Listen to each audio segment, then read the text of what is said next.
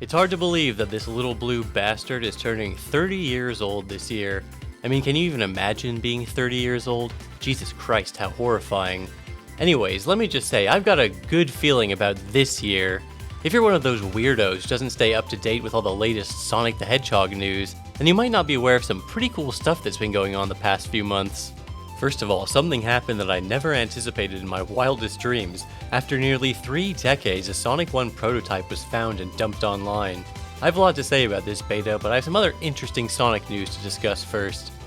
Some of you may remember I said some fairly harsh things to Sega regarding their decision not to bring the excellent widescreen mobile ports of Sonic 1 and 2 by Christian Whitehead to PC or any other platform. Well, Hey Joey released an extremely cool mod called Sonic 2 Communities Cut.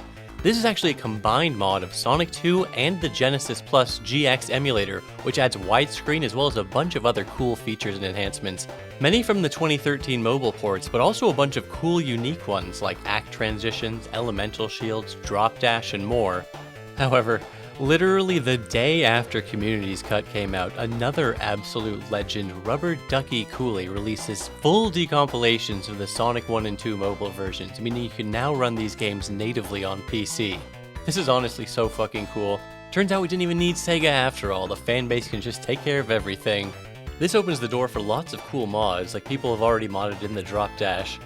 Luckily, Hey Joey was a good sport about the whole thing, and was actually the one who got the mobile ports running on the Switch, which is really cool. Not only that, but the code used to get Sonic 2 Communities Cut to run in widescreen has been reworked into a custom fork of Genesis Plus GX with experimental widescreen options, called Genesis Plus GX Wide. Now, it depends on how the individual game renders its graphics, so not every game will work, but you can now get a ton of old Genesis games running in widescreen. Some games require specific fine-tuning. Because it's an experimental feature, you might have to manually tweak exactly how many extra columns are drawn, but it's still insanely cool to see this in action. Speaking of ports, Project 06, the Sonic 06 PC port project by Chaos X, continues to make progress. This is a one-man project, so it'll probably be a while before it's finished, but just what's currently available is incredibly impressive. It's literally just a Unity recreation, but it's so accurate. Currently it's just the stages from Sonic's story, but it's really fascinating to see what the game is like running optimally and mostly glitch-free. It's not like Sega's ever going to port the game to PC, it's not even backwards compatible on Xbox, so I'm thankful someone is taking it into their hands to preserve this historic game. What else is new? Oh, did you see that upscaled Sonic CD intro? Sonic Retro users Tanks and Quasar released this sick AI upscaled version of the intro. Considering we're almost certainly never going to get a proper rescan of the animation, this is much appreciated. I love this intro, it's some of the coolest Sonic animation we ever got, so it's nice to have it in higher quality. In terms of modern Sonic news, there's been some significant developments there as well.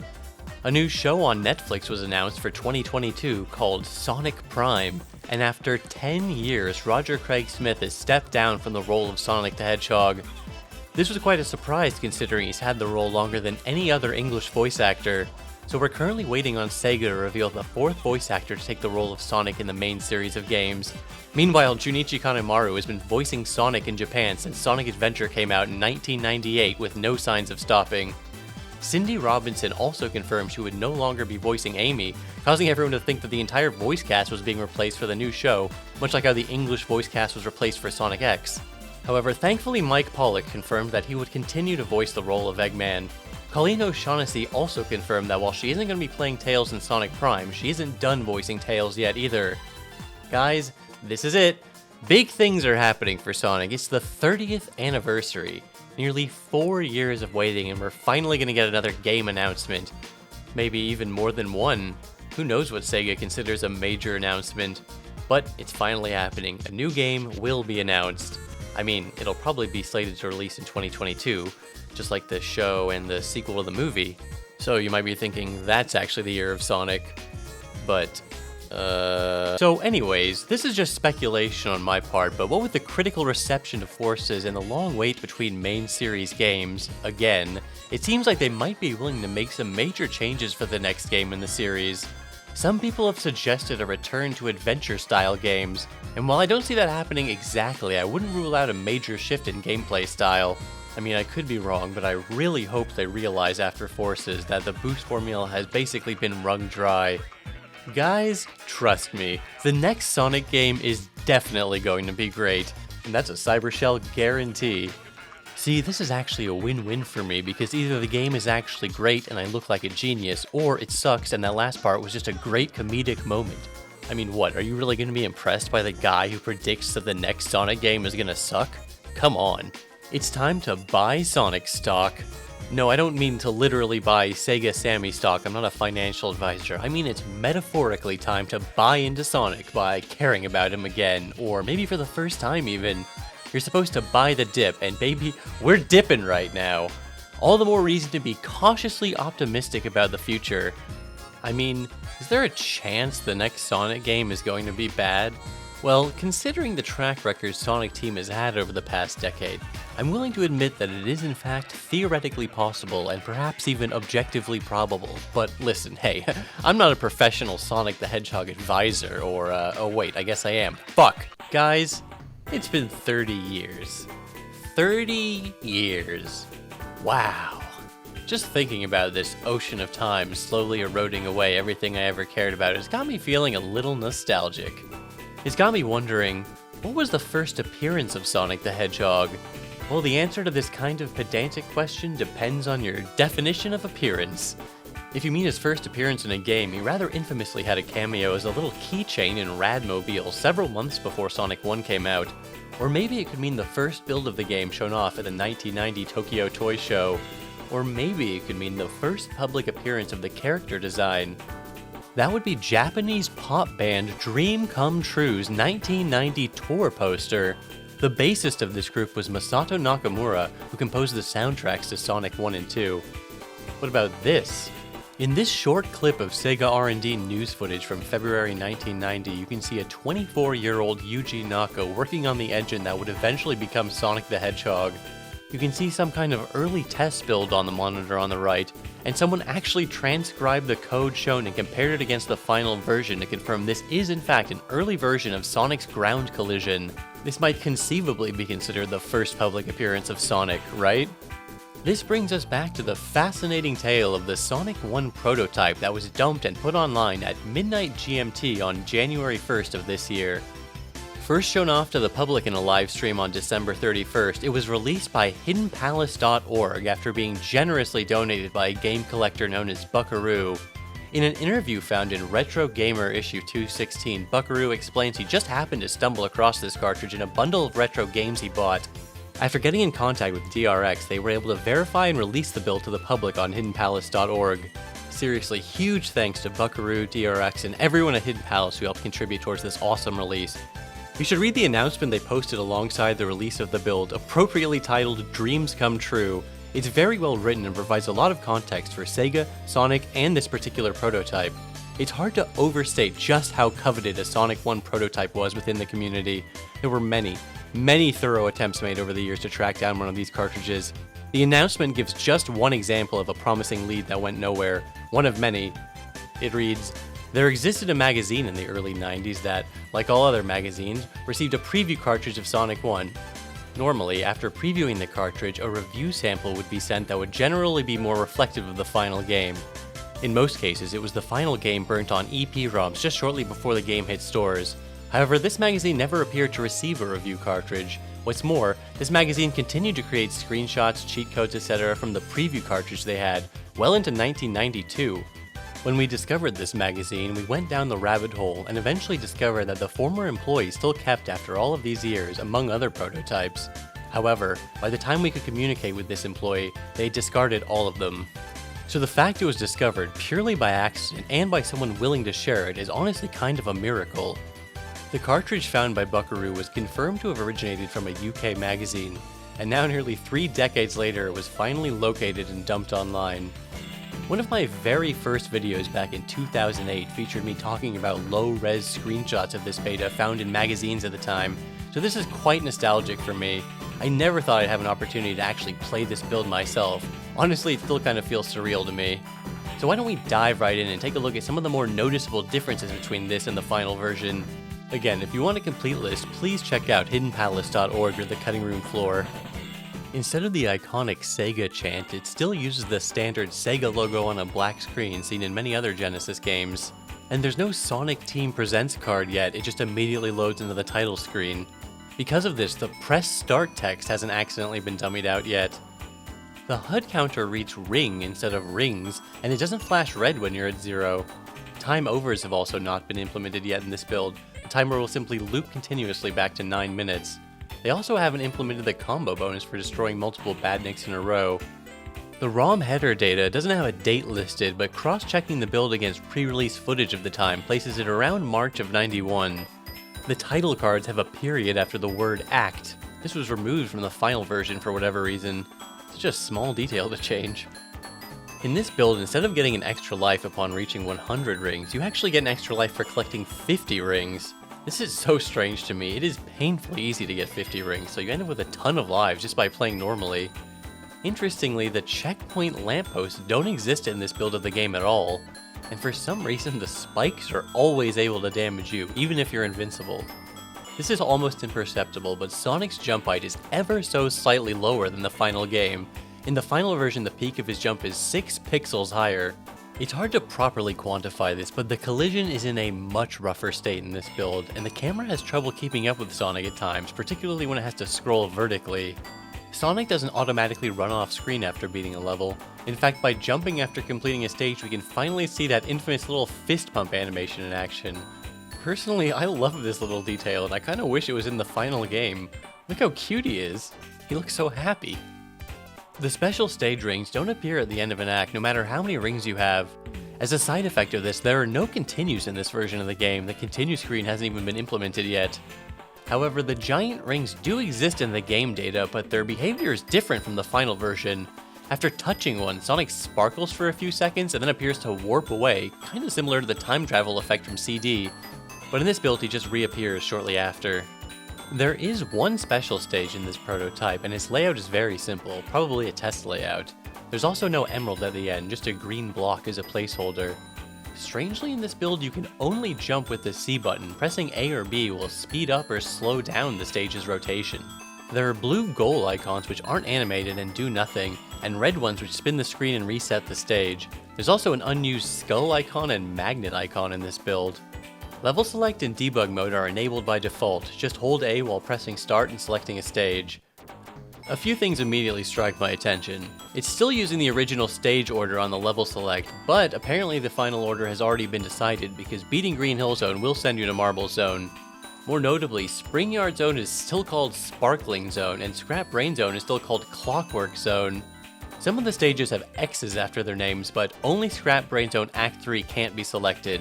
There's also no final zone yet. Let's take a look at the stages themselves and see what major differences there are, starting with everyone's favorite level, Green Hill Zone. Well, I guess the first thing I noticed was actually the flowers are a different color. These purple flowers are actually used in the final game. They can be seen in the final cutscene when Sonic is running through Green Hill Zone again. The most infamous beta element from Green Hill Zone has gotta be these giant balls you can find throughout the 3 acts, as seen in the Nick Arcade footage of Sonic 1. You can push them and even walk on top of them, and they have some degree of basic physics. They don't really do anything, although you can crush yourself with one if you want. When you're standing on top of one, it will clip through the stage.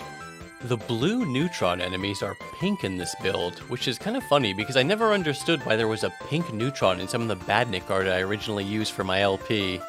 The object layout is slightly different. For example, there are more spikes in this part in Act 1.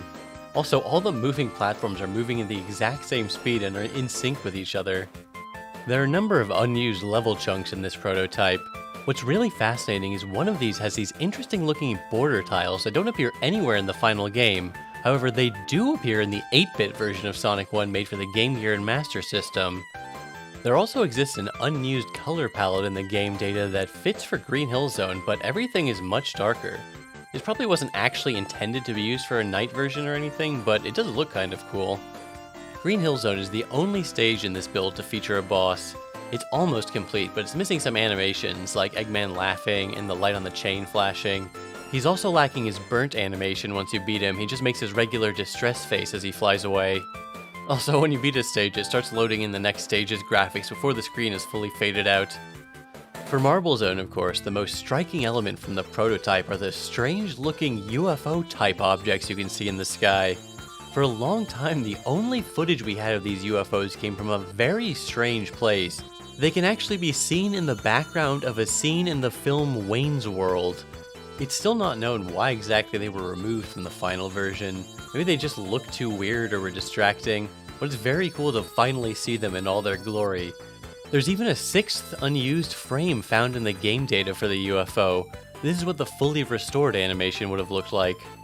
This version of the stage features the enemy Spikes instead of Caterkiller. Hey, check it out, one of the enemies you can place using debug mode is our old pal Splats. You can find this unique sideways spike trap which is unused in the final game but still found in the game data. And in Act 2, instead of pressing a button to lower this pillar, you actually have to repeatedly jump on it to force it down, which is very strange. These blocks that land in the lava bob up and down in the prototype, but they're static in the final game. However, in a later revision of Sonic 1, they bob up and down again. In this build, you can actually push the floating blocks backwards by using your temporary invincibility. The ending of Act 3 is totally different in this version. It doesn't have the part where you have to jump on the little chain platforms. It also doesn't have a boss yet. It does have a signpost though, making it the second of 2 zones you can actually complete in this build. Now let's take a look at Spring Yard Zone, known as Sparkling Zone in this build. In addition to the name, the background looks completely different to what we got in the final version, featuring flashing signs and large buildings which are glowing and sparkling appropriately. In fact, sometimes looking at the background gives me GeoCities vibes. After the first spring, you'll notice the bumper has 4 rows of spikes rotating around it. Similarly, later on, the parts of the stage which have 2 rotating spike balls actually have 4 in this prototype. The roller badnik has a different palette and isn't found in the stage normally. You have to place him there with debug mode. It has slightly different behavior and is invulnerable in this build for whatever reason.